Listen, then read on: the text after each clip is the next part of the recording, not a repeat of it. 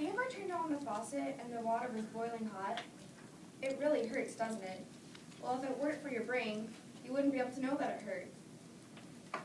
Well, you wouldn't, though it sounds good at first, if you didn't know that you had to move your hand from the boiling faucet water, you could end up with at least one severe burn on your skin.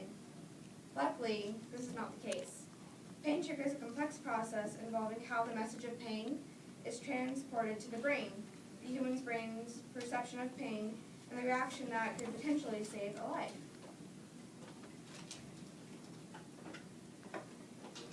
According to Google Dictionary, pain can be described as a physical suffering or discomfort caused by the illness or injury, or a feeling of marked discomfort in a particular part of the body.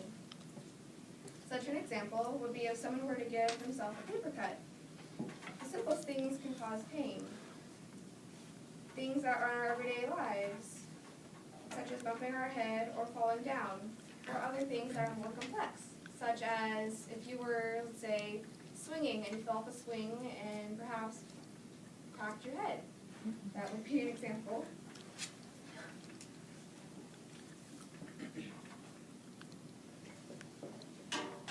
Then, from an excerpt of the Science Channel response on About.com, depending on the intensity of the speed with which the pain signal is relayed, depends on the level of pain or trauma being sensed. For example, like I said, if you were to fall off a swing and if you cracked your head, the pain would be intense and it would come quickly, letting you know sooner that you had to do something about it. And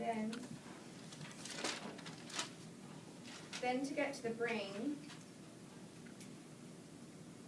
the message of pain would have to go up the spinal cord to a structure called the thalamus, which is located in the cerebral hemisphere with many responsibilities, including being an active center of pain reception. Once received there, the thalamus decodes the message and sends the message to other parts of the brain, such as other parts of the brain pertaining to emotion, attention, and memory. That's just another picture of the thalamus.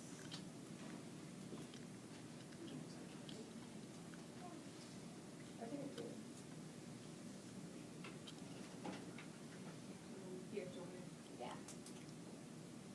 Thank you.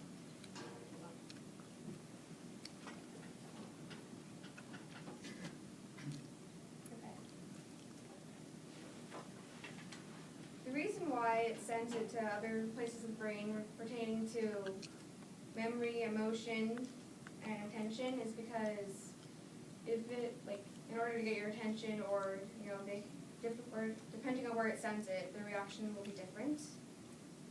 And so then wherever the thalamus sends the neural message to, they decode it and then relay it back to the site of disturbance to give the command to the surrounding nerves and nociceptors, which are, you have many of nociceptors in your brain, well, and throughout your body. And what they do is they perceive the pain whenever there's pain detected anywhere in any damaged tissue. And so then, of course, to get back to the site of disturbance, would have to go back, the message would have to go back down the spinal cord into the site of pain, therefore triggering their reaction. And then once the trigger of pain is gone, the pain stops. And this is because nociceptors no longer detect any tissue damage or potential injury.